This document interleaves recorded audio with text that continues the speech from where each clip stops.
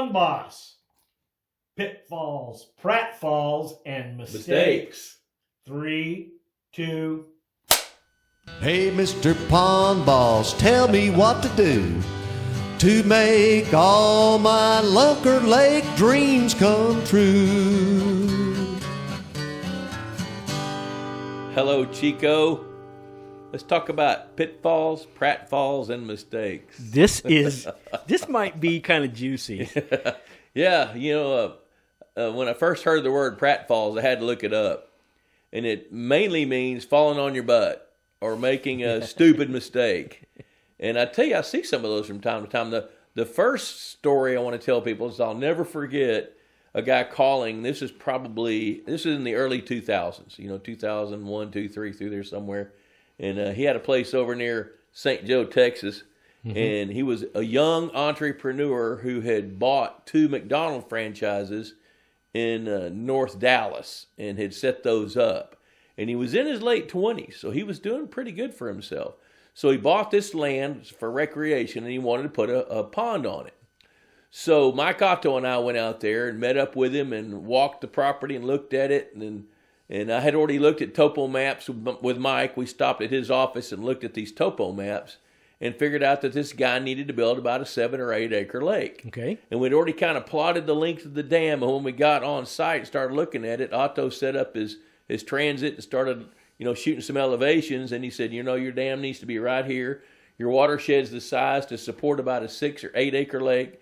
And that's what you need to do. Mm-hmm. So the guy said, well, about what would that cost? And Mike says, well, just shooting from the hip until we start digging some test holes and things. I'm going to tell you it's probably going to cost, in today's dollars, around $15,000 to $18,000 to build this lake. And the kid says, well, I've got about $6,000. He said, what can I do for that? And Mike is, I love him. He's funny and he's straight up. He looked the guy right in the eye. He says, save more money. Yeah. Greetings, Bob Lusk here, editor of Pond Boss Magazine and longtime fisheries biologist. Welcome to the Pond Boss podcast series. Got some great topics lined up for you. Glad you're coming along. We are brought to you by Purina Mills, makers of Aquamax fish foods, Texas Hunter Products, makers of fantastic fish feeders and other hunting products, Easy Docks, and HuntBirdDog.com. We're glad you're here. Let's go have some fun together and get our learning curve up. You can put gas in the tractor. Yeah, he says, when you get more money, call us back, and then we'll come help you do this. Yeah. So the kid says, well, I'm getting ready to buy another McDonald's franchise, so I don't have the extra cash to put in to do that.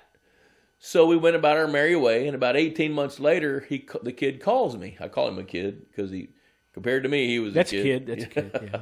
So went back out there. He said, hey, I want you to come out here and look. And I'm thinking, he's ready to build this dam. Mm-hmm. So I drove out there, got there a little early, and the gate was locked. So 4 or 5 minutes later, he shows up, opens the gate, and we drive in and go look at the site, and I see a blown-out dam. Oh. Yeah. So what he had done is I asked him, talked to him. I said, oh, what'd you do?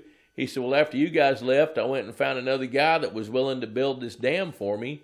And he said the second rain, it blew the dam out. And I said, geez, come on. He just pushed all the dirt up into the... Well, he built the right-sized dam, but the watershed was so big that by the second rainfall, the dam couldn't handle the overflow and blew the dam out. Mm-hmm.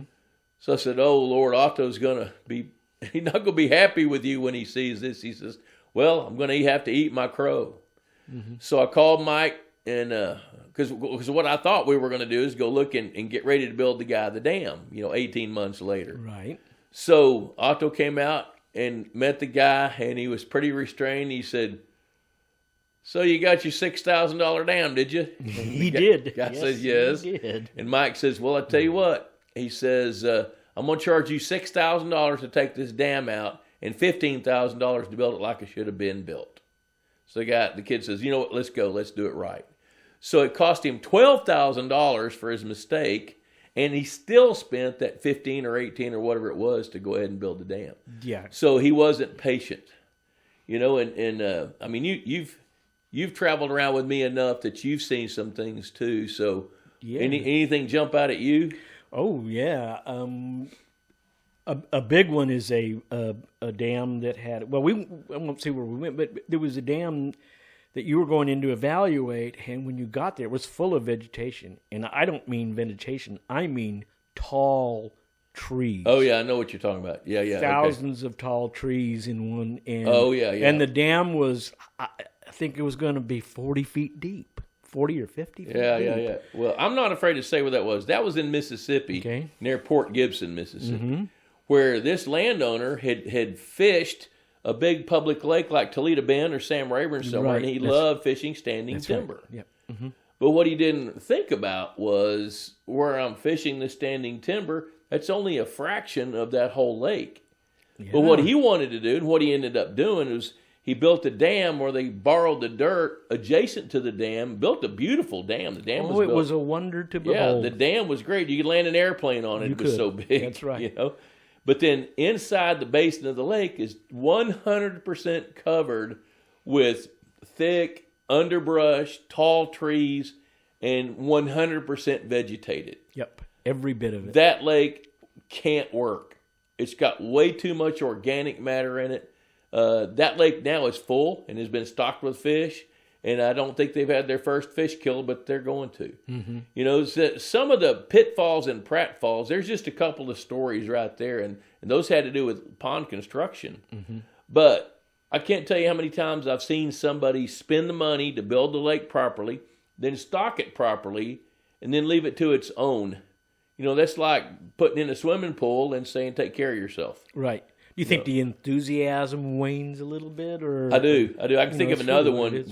Family issues come up. Totally see They that. can't manage it further. Yes. So like there's a lake in East Texas. This was, oh my gosh. This was the early 2000s, where this well-to-do family had a lake site. They wanted to build a really nice lake, so they did, and they spent a lot of money on it. And then they stocked the very best fish. And then the family member is a son, an adult son who was in his early 20s. He was charged with managing the lake. Well, he got married, started having kids, and about 7 or 8 years into it, you know, he didn't have enough time to go out there every weekend and make sure the lake was fertilized and that the fish were being culled right. So they, for about 7 or 8 years or more, they left that lake to its own devices. When by that time it had leveled off, the bass were crowded, they needed to be harvested. Those fine genetics that they stocked early on had produced some pretty big bass, but it topped out. Yep. Whereas it didn't have any ongoing management. So ongoing management is a big pitfall or a pratfall. You know, if you're going to make that commitment, stick with the commitment. And vegetation management alone, you know, for that maintenance. Yeah. Yes. You know, now, when we designed that lake, we designed it where vegetation would only grow in areas that we wanted it to. Okay. Because we got rid of the shallow water, you know. So the lake was designed well in the beginning. So the only time aquatic plants ever got to be an issue was when one time there was some coontail that started, and coontail is not rooted. It migrates all across the lake, you know, and so they did have one issue with coontail at one point, you know, but I think that the biggest pratfall there, it was more of a pitfall, was getting it to a certain level and then abandoning it. You know, if you really want a lake to maximize and be what you want it to be, you do have to pay some attention to it. I'm not saying dedicate your life to it, but pay some attention to it. Another mistake that I see people make is they get so much advice from so many different people, they don't know what advice to take. And everybody is an expert. Yes, yes. Really I'll always remember I got invited to go to one of the northern tier states and help put together a program. So I was just about ready to go, and the property manager called me and says, hey, the boss wants to have a symposium, and he wants to invite about 15 or 18 of you guys, and let's have a roundtable discussion and create our plan. I said, well, I'm not coming. And he said, why not? And I said, because I'm not going to go up there and try to seek the love of you with 20 other guys. You need to pick the guy that you think, that you trust, that you think can get you where you want to go, and then do what he says. Because if you bring 20 people, you're going to get 20 different opinions. Some of them are going to conflict. Yeah. The problem is they're all probably going to be right. It's just everybody has different ways of getting there. So seek the advice of somebody you trust, and then follow that advice. I don't get frustrated anymore, but early on, if I would give some good, sound advice to somebody and then they don't follow it, right? That would be a little frustrating. I've seen that with you too on managing the dirt level.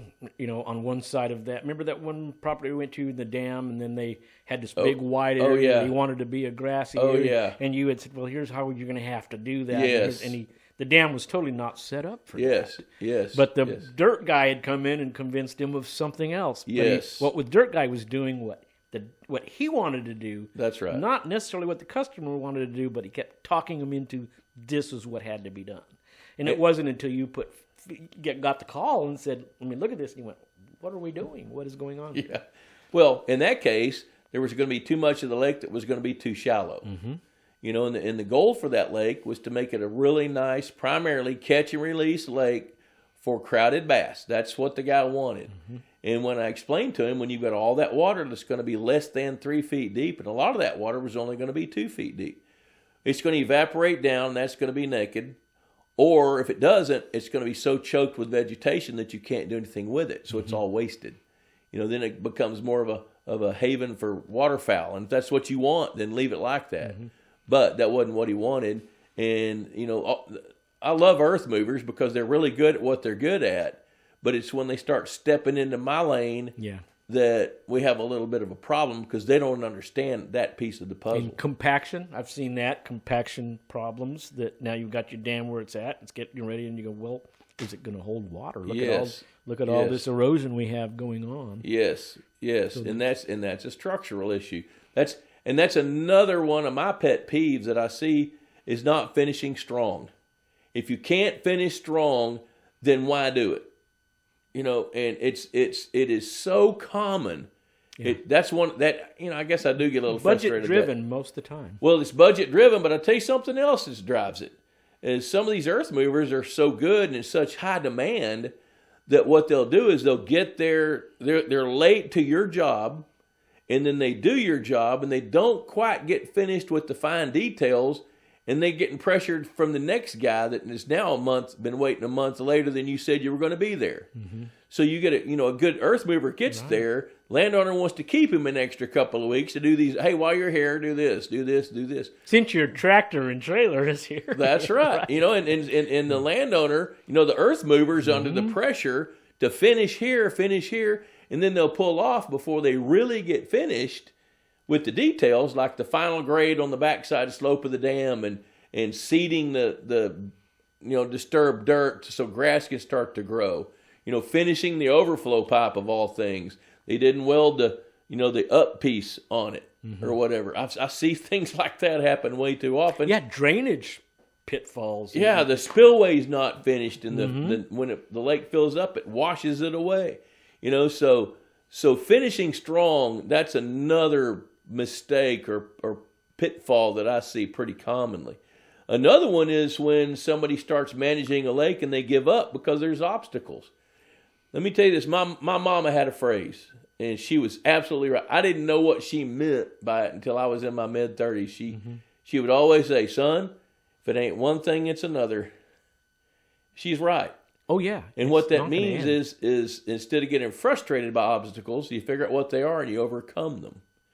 The folks that bought our place, he sent me a picture the other day of a bunch of sticks and mud piled on top of the overflow pipe. And he said, in his text, he said, Beavers? Yeah, that's Beavers. And you better get that stuff off the top of that pipe and call in a trapper and let's move that beaver out. Yeah. Because if not, if he clogs up your overflow pipe, it's going to be a train wreck trying to get it unplugged. And it was probably on the upper levels. In the pond. Yeah. It was in the pond, this pile of mud and sticks on top of the 12-inch overflow pipe. The overflow pipe sits at an angle, and it's cut at an angle, and that hole sitting at the top of the pond had mud and sticks and stuff, where the beavers trying to stop the they water. They know from where flowing. to do it, huh? Yeah, they're talk pretty good about at that. dam builders, huh? Yep, yep. And here's another story. I'll always remember getting a call from a dentist that lived in Houston that had property near El Campo, west of Houston. Okay. Had a really nice lake, 10 or 12 acres, and the water was muddy. Lots of clay there? Yes. Yes, it's heavy clay. Yes. And what he wanted me to do, he said this lake was heavily vegetated about 4 or 5 years ago, and I had a pond management company come and kill all the moss, and then the water got muddy. Okay. So I was working it out to where I could be down there. I took the electrofishing boat down there. This was probably 15 years ago. And we launched the electrofishing boat, and that lake was loaded with gizzard shad. And what was going on is these gizzard shad were so big, the bass couldn't eat them, and gizzard shad make a living rooting around in the mud. Yeah. So they kept the water stirred up all the time. And I'd already told him to take a jar of water and set it on the shelf. It cleared up clear within about 3 or 4 days. All the mud settled to the bottom in that jar. So that a clue was that something was physically They're stirring kicking it it up. up, yeah. Well, it was shad. So he said, how do I cure that? And I said, well, you've got too much shallow water. That's why you had the vegetation in the first place, because it was growing in shallow water. Then when you killed the vegetation, the consequences were that opened it up so the gizzard shad could come in, eat fast, gain weight, grow larger. So what I'm going to recommend is you drop the lake down about 6 or 7 feet, get it down into the borrow pit, then let it sit there a little bit. We can do a partial rotenone or you can put rotenone in at a certain level just to kill the shad and not kill other fish, and take out some of those shad because they're way overcrowded, and then get some heavy equipment in there and deepen the lake. Well, how do I deepen it efficiently? Well, you don't have to remove the dirt, just build some peninsulas and maybe a couple of islands, Right. and then you're going to lose a little surface area, but you're going to gain the depth that you need, Right. much needed depth. So he did that. And then he called me back, and it's probably 3 years later, he called me and says, hey, listen, I had a budget of $50,000, and that I was able to deepen half the lake. Wow. Half of the... So half of the water that was shallow was still shallow. Right. And then his comment was, it's just choked with vegetation again. So I said, okay, your choices are to leave that alone or stock a handful of triploid grass carp Okay. to eat some of it and graze it down, but don't get rid of it. Right. Or you can spot treat it with herbicides. So it's not a month later, he calls me back and he He says, did all of that. well, what he did was he hired a company to come spot treat it, and the concentrations of the herbicide that they used were dense enough that he had enough drift that he killed all the plants, and then he could see gizzard shad coming up in there rooting around in it, and he was afraid it was going to get muddy again. So here's the point there. Right. It's cause and effect. Every one of us is going to make decisions about our ponds. If you can think through to the consequences 3 or 4 levels beyond your decision, and you like that, then that's a good decision. So in his case, when he killed the vegetation, it didn't register with him that if I kill those plants, now I got shallow water and it could get muddy. He didn't think about that, or he would have taken a different course. And he didn't spend enough money to deepen the entire lake. So what he could have done with that budget is figure out how just to fill in some of the low spots with dirt that he was digging in to make deeper spots. He would have lost a couple of acres of pond, but it would have been a couple of acres that were only 2 feet deep. Right. It wasn't... So the thing here is there will be obstacles. If it ain't one thing, it's another. There will be obstacles. You'll have river otters, or you'll have vegetation growing where you don't want it, or your fish aren't going to be growing like you want them to. So don't make the mistake of just ignoring it and thinking it's like a leaky pond doesn't heal. If you have seepage coming out of a pond, it's probably not going to heal itself. So pay attention to things like that. There's very few perfect ponds. I don't know that I've ever seen a perfect pond. I think I've seen some ponds that I think were Near perfectly perfect. designed, and every one of them has got its own personality. Even if you build one side by side, they're going to be different. And you could move to the next step and make a mistake in stocking. Yes. You could have all of that done correctly. Yes. So, how do you avoid mistakes? I don't know that you can totally avoid mistakes because, that's life. But what you can do is educate yourself more, learn more about it by listening to podcasts and seeing things like this. And get into a community. Yes, like the Ask the Boss community discussion forum at pondboss.com. There's a lot of good resources out there, So the most common mistakes are giving up, a lack of commitment to meet your goals. Another mistake is I've seen people set goals, then achieve those goals, and think they're done. Mm-hmm. A pond or a lake or a fishery is dynamic. It's always changing. Water, we don't keep it. We borrow it. And if you haven't thought about it in that context, that's what happens. We only borrow it. Our job is to help take care of it while we have it in our possession. So there's a lot of things that can go wrong. And if you're on point with your knowledge and your education and your experience level, then you're going to be more likely to adjust to those mistakes or even avoid them in the first place. So there's a few tips about pitfalls, pratfalls, and mistakes. For more information, you can go to pondboss.com. We got a lot of free articles. Pond Boss magazine comes out every other month, $35 a year, cheaper than a Friday night date, and it lasts a year. That's what I say on my live broadcasts. So pondboss.teachable.com, which is where the Institute of Higher Pondology resides. Now, you have to pay for that, but I know this. If you're going to have a 5 or 6 acre lake, you're going to build it, you're going to stock it, you don't mind spending a little bit of money to educate yourself on it. And that's where you get a deeper dive, is at the Institute of Higher Pondology. Mm-hmm. So, hey, Chico, anything else you got there, buddy? No, you cover it so well. We could think of 100 more mistakes. Pratfalls. I want to use that word, Pratfalls. Yeah. Oh, I got one more. Okay, I got one more. Good. Dave Beasley wrote an article for Pond Boss a couple of issues ago where he talked about some unintended consequences. That was the name of that article. Mm-hmm. And what had happened was there were some lakes along the Atlantic seaboard where people had overstocked grass carp, triploid grass carp, and they ate so much vegetation and then put the nutrients back into the system through their body processes that they started getting blue-green algae. Yeah. So there's a lot of things, and just it tracks right back to that, my parting comment. Harvest, yeah.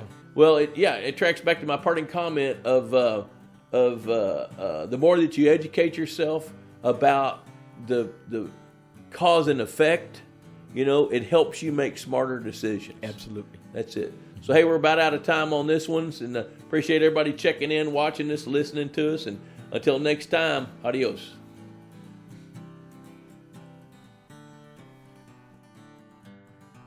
Wow, that was pretty fun, huh? I'm so glad that you joined us. Say, if you're looking for more information, I want you to head over to pondboss.com. We've got all kinds of cool information and been there forever. It's got some of the best articles, topics, got Ask the Boss discussion forum. And be sure to check out the Institute of Higher Pondology online as well. And subscribe to Pond Boss Magazine. That's what fuels the economy of what we're doing to help us put these shows on. So until next time, we'll see you then. Hey, Mr. Pond Boss, tell me what to do to make all my Lunker Lake dreams come true.